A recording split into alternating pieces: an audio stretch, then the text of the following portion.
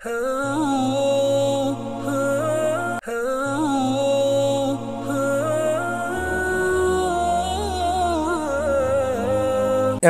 Medina முனவரோட குத்பா, இந்த குத்பா ஷேக் Khalid முஹன்னா ஹஃபிதஹு தந்தார்கள். ஹதீஸும் ஒரு இஸ்லாத்துடைய மூலாதாரம், அதையும் நாங்கள் பின்பற்றுவது அவசியம் என்ற தலைப்பிலே ஹம்து ஸலவாத் தக்வாவுடைய வசதிக்கு பின்னால் உங்களுக்கு வஹி அறிவிக்கப்பட்டது நீங்கள் கடைப்பட்டு பிடியுங்கள். நீங்கள் நிச்சயமாக நேரான வழியில் இருக்கிறீர்கள். அது உங்களுக்கும் உங்களுடைய கூட்டத்துக்குமான ஒரு பிரஸ்தாபம். உங்களை பற்றி உங்களுடைய கூட்டத்தை பற்றி குர்ஆன் பேசுகிறது, பிரஸ்தாபிக்கிறது. ஜுஹ்ரூஃப் 43 ஓதி பொதுவாக இந்த வஹி என்பது அல்லாஹ் ரசூல் ஸல்லல்லாஹு அலைஹி வஸல்லம் அவர்கள் இறக்கிய ஒரு ஒளி. எனவே அல்லாஹ்வை ஈமான் கொள்ளுங்கள், ரசூலை ஈமான் கொள்ளுங்கள் ஸல்லல்லாஹு அலைஹி வஸல்லம் அவர்களை. அல்லாஹ் இறக்கிய அந்த ஒளியை, பிரகாசமான அந்த வேதத்தை ஈமான் கொள்ளுங்கள். தகாபன் 8வது வசனம். அதேபோன்று அல்லாஹ் நபி ஸல்லல்லாஹு அலைஹி வஸல்லம் அவர்களுடைய வாயிலாக சொல்ல வைத்தான். நான் 19வது வசனம், எனக்கு இந்த குர்ஆன் வஹி அறிவிக்கப்பட்டிருக்கிறது, நான் அதன் மூலம் மக்களுக்கு அச்சமூட்டி எச்சரிக்கை செய்ய என்ற அந்த ஆயத்தை ஓதி. பொதுவாக இது உண்மை தெளிவான ஆயத்த அத்தாட்சிகள், ஹதீஸுகள், தெளிவான சஹீஹான ஹதீஸுகள் தான் அந்த வஹியாக இறக்கப்பட்ட விடயங்களுடைய அந்த சொல்லப்படக்கூடிய சொல்லுடைய அர்த்தம். எனவே பூமி வானபூமி மத்தியிலே உண்மையிலே தொடர்பு ஏற்படுத்தக்கூடிய மத்தியில் உள்ள தொடர்பு அதுதான் உண்மையிலே செல்வம், சீமாந்தனமும், ஆரோக்கியமும், ஷிஃபாவும், நிவாரணமும். எனவே நேரான வழியை நபி ஸல்லல்லாஹு அலைஹி வஸல்லம் பின்பற்றுவதுதான் நேரான வழி. எனவே யார் அதை விட்டு வழி தவறு நடப்பாரோ உண்மையிலே வழிகட்டு விடுவார். அல்லாஹ் சுப்ஹானஹு வ தஆலா சூரா சபா 50 சொல்லும் பொழுது நபி சொல்லுங்க, நான் வழிகட்டு விட்டால் என்னுடைய விடயத்தில் என்னுடைய சுய விடயத்தில் நானே வழி தவறி போகிறேன். நான் நேர்வழி அடைந்தால் அது என்னுடைய ரப் எனக்கு வஹி அறிவித்த வஹியின் மூலம்தான் நான் நேர்வழி அடைகிறேன். வழி தவறி போவது என்னுடைய குறைபாடு. நபியர்கள் வழி தவறுவதில்லை. ஒரு வழி தவறினாலும் அது குர்ஆனுடைய வஹியுடைய குறைபாடு அல்ல என்று சொல்லுங்கள். வஹியின் மூலம் உள்ளம் உயிர் பெறும். அதன் மூலம்தான் மக்களுடைய தீனுடைய துனியாவுடைய நலன்கள் எல்லாம் உயிர் பெறும், உயிரோட்டம் அடையும். அதுதான் ஒளி. அதை தன்னுடைய அடியார்களை நாடியவர்களுக்கு எல்லாம் அந்த ஒளியின் மூலம் வழிகாட்டுவான். நாம் இவ்வாறு உங்களுக்கு ஒரு ரூஹை, ஒரு ஆன்மீகத்தை இறக்கி வைத்திருக்கிறோம். எங்களுடைய கட்டளை இந்த குர்ஆனை, உயிரை. நீங்கள் கிதாப் குர்ஆன் என்னோடு தெரியாமல் இருந்தீர்கள், ஈமான் என்னோடு தெரியாமல் இருந்தீர்கள் என்றாலும் அந்த ஈமானை ஒரு ஒளியாக ஆக்கினோம். அதன் மூலம் நாங்கள் நாடியவர்களுக்கு அந்த குர்ஆனை ஈமானை ஒளியாக ஆக்கினோம். அது நாடியவர்களுக்கு வழிகாட்டுவோம். சூரா ஷூரா 50 ஓதி அல்லாஹ் சுப்ஹானஹு வ தஆலா இது ஒரு உபகாரமாக சொல்லி காட்டுகிறான் நபி ஸல்லல்லாஹு அலைஹி வஸல்லம் அவர்களுக்கு. உண்மையில் ஒரு நபியுடைய முஅஜிஸ், அற்புதம் எல்லா முஅஜிசாக்களை விட மேன்மையானது. சொன்ன எந்த நபிமார்களும்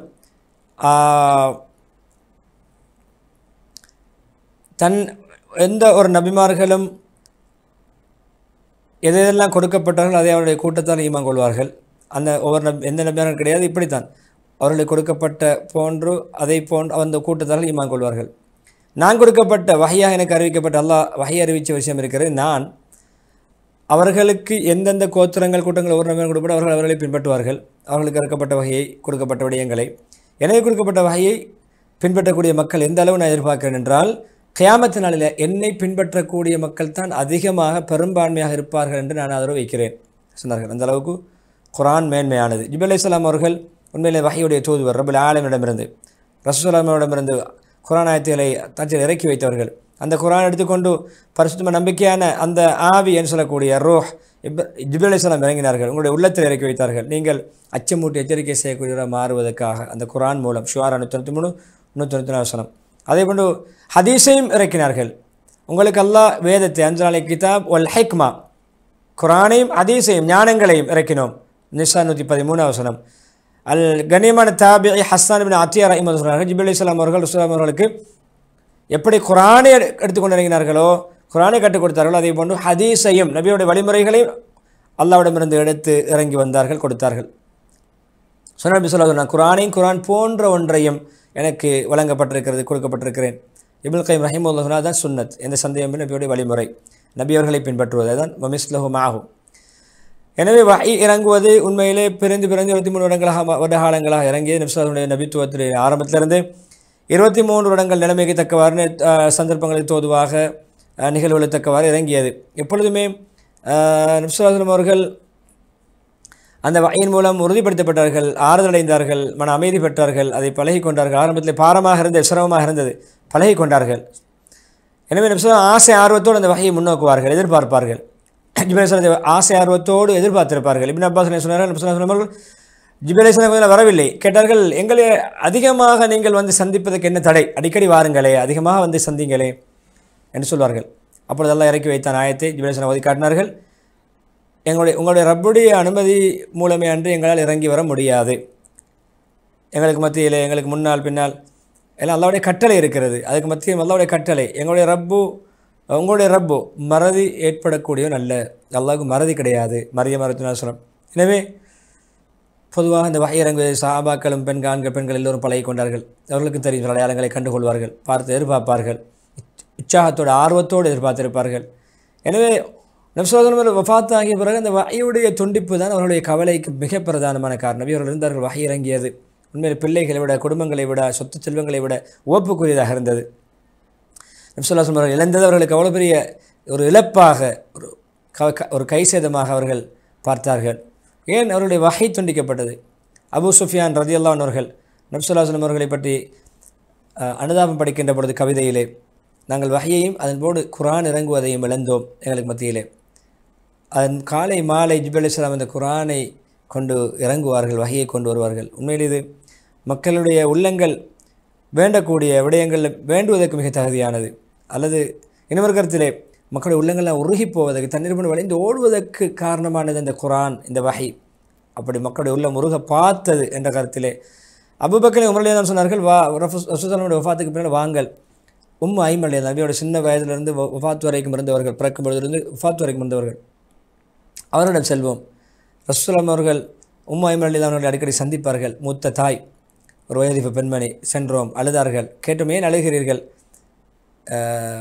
உங்களுக்கு தெரியாத தாயே, நபியவர்களுக்கு அல்லாஹ்விடம் பெரும் சிறந்த அந்தஸ்துகள் எல்லாம் கிடைக்கும், பாக்கியங்கள் கிடைக்கும் என்று சொன்னார்கள். உங்களை விட எனக்கு அல்லாஹ்விடம் நபியவர்களுக்கு என்ன அந்தஸ்து இருக்கிறது என்று தெரியாமல் இல்லை, தெரியும். என்றாலும் நான் அழுவது வஹி வானத்திலிருந்து துண்டித்து விட்டது, இறைச்செய்து துண்டித்து விட்டது என்று சொல்லி அழும்பொழுது அபூபக்கர் உமர் அவர்களையும் அந்த அழுகை தோண்டி அவர்களும் சேர்ந்து அழுதார்கள். அந்த அளவுக்கு வஹியை சஹாபாக்கள் மதித்தார்கள், கண்ணியப்படுத்தினார்கள்.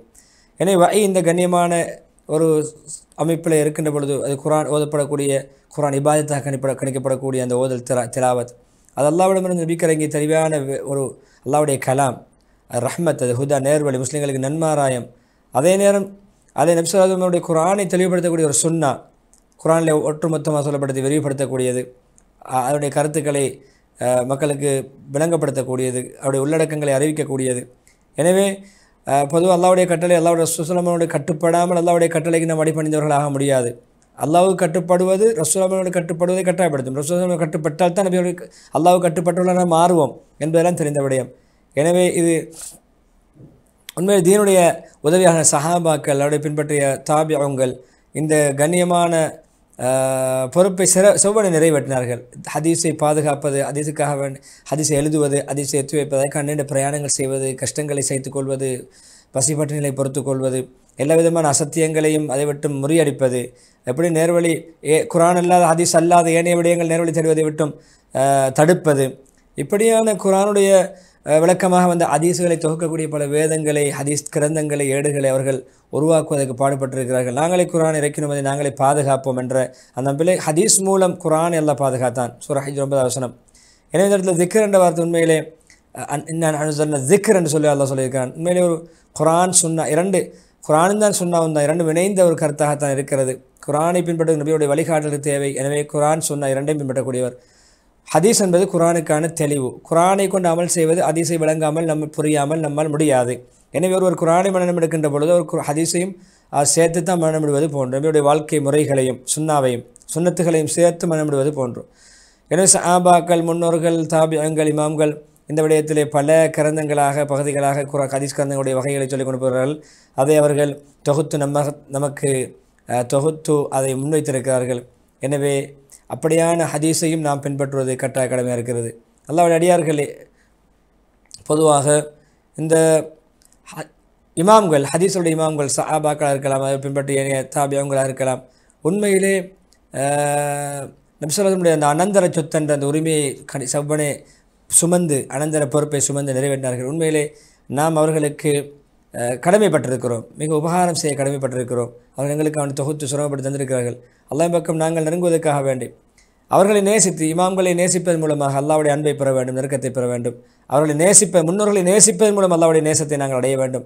உண்மையில் அதுக்கு குறிப்பான சில முஹத்திஸீங்களுடைய பெயர்களை தொடர்ந்து அடக்கி கொண்டு போகிறார்கள்.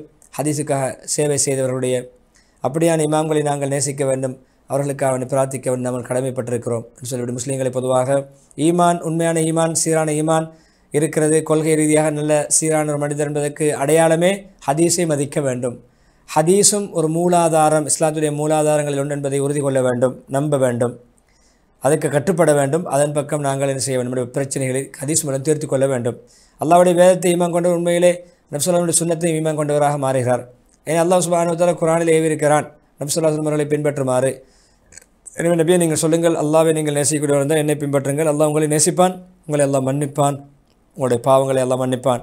ஆல் இம்ரான் 31. அதே போன்று ஆராப் 157 நபி ஈமான் கொண்டு மேலும் பக்கபலமாக உதவியாக இருந்தார்களே, அதே போன்று அவரோடு இறக்கப்பட்ட அந்த வேதத்தை பின்பற்றினார்களே, ஒளியை அவர்கள் ஜெயசீலர்கள். ஆராப் 157 ஓதி பொதுவாக உண்மையிலே முன்னே இமாம்கள் இஸ்லாத்துடைய மேதைகள் எல்லாம் ஹதீஸை மதித்தார்கள், அதை பின்பற்றுவதற்கு மக்களை தூண்டினார்கள், அதுக்கு மாற்றம் செய்வதை தடுத்தார்கள், எச்சரித்தார்கள். அமீர் அலி ரலியல்லாஹு தீனை பற்றி சொல்ல முடியும். தீன் உண்மையிலே சுய புத்திக்கு படக்கூடியதாக இருந்தால், புத்தியின்படி தீன் இருந்தால், அந்த காலடி நாம் கூதர் காலங்களே கால்களை கொண்டிருந்தால் காலுறை அணிவோம், அந்த காலுறையிலே மேல்பகுதி தான் மசாஜ் செய்வது, மேல்பகுதி.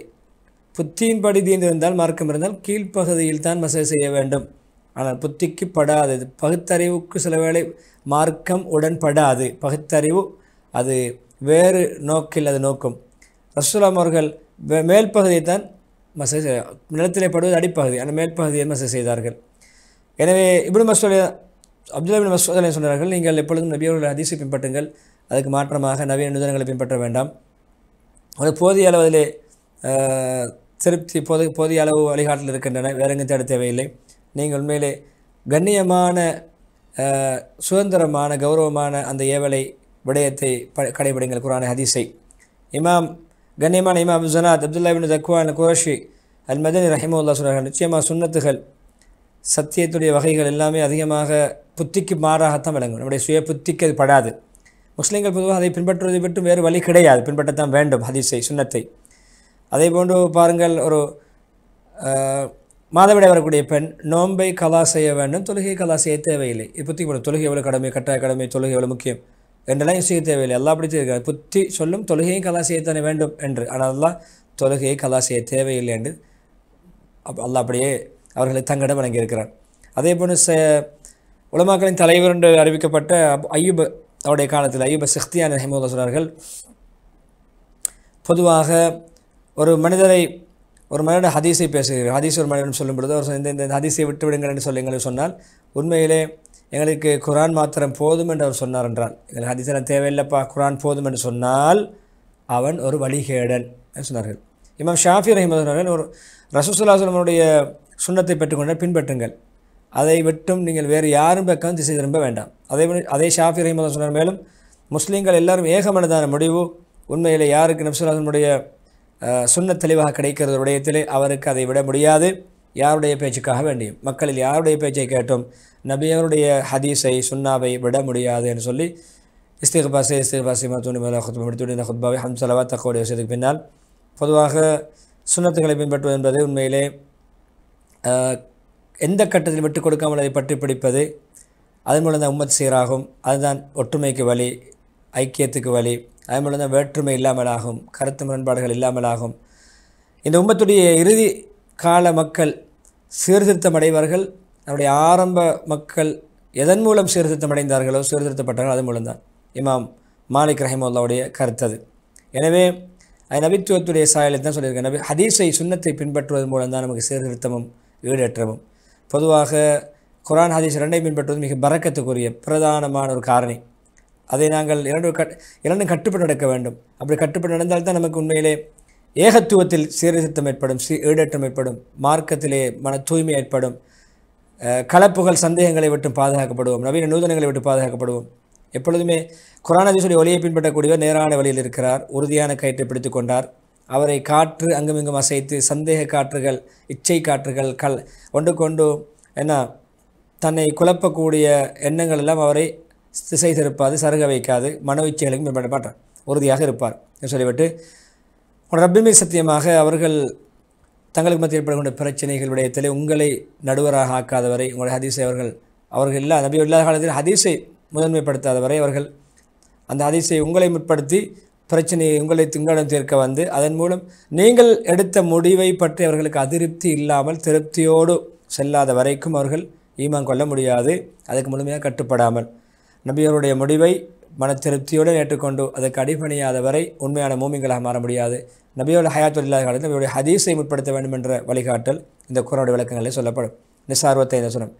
கண்ணியமான தாபிஇ அபூபக்கர் இப்னு முஸ்லிம் அஸ்-ஸுஹ்ரி ரஹிமஹுல்லாஹ் சொல்கிறார்கள், பொதுவாக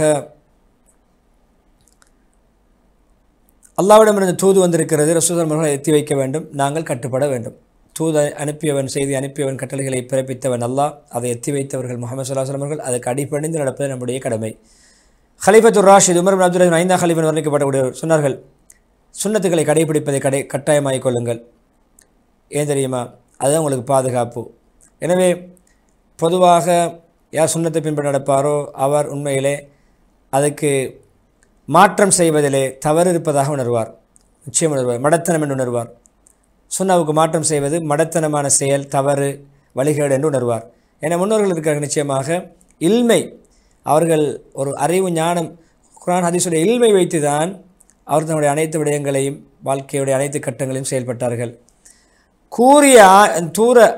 கூர்மையான அறிவு ஞானங்களை கொண்டுதான் அவர்கள் போதுமாகிக் கொண்டார்கள். அவர்கள் அறிவு ஞானம் குர்ஆன் ஹதீஸுடைய அந்த வாழ்க்கை முறையை தன்னுடைய தன்னகத்தை கொண்டிருந்தார்கள்.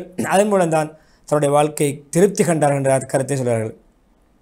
இறுதி அல்லாஹ்வுடைய அடியார்களை பொதுவாக அல்லாஹ்வுடைய கட்டளை, தடைகள், அல்லாஹ் சொல்லக்கூடிய செய்திகளை யார் கண்ணியப்படுத்துவாரோ உண்மையில் அல்லாஹ் கண்ணியப்படுத்தியவர்.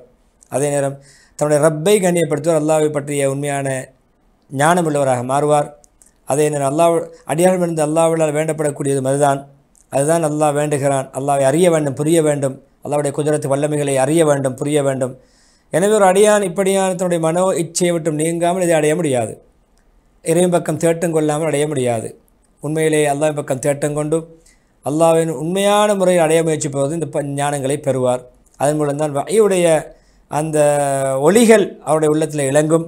அதன் போன்று அதைவிட மனமான வாழ்க்கை அவருக்கு கிடைக்காது, அதைவிட இன்பமான ஒரு ஆன்மீகம் அவருக்கு கிடைக்காது, அதைவிட அமைதியான ஒரு மனசுள்ளவராக, அவரைவிட ஒரு அமைதியான மனசுள்ளவராக, நிம்மதியான வாழ்க்கை உள்ளவராக, இன்பமான வாழ்க்கை உள்ளவராக நாங்கள் யாரையும் பெற முடியாது என்று இறுதியாக நீண்ட துஆ பிரார்த்தனையோடு ஹத்தீப் ஹாலித் அல்-முஹன்னா அபிதுல்லாஹ் தன்னுடைய குத்பாவுக்கு முற்றுப்புள்ளியாக வெம்பரடியை தொடர்ந்து மஸ்ஜிதுல் அக்ஸாவுடைய குத்பாவை இன்ஷா அல்லாஹ் நாம் பார்க்கலாம்.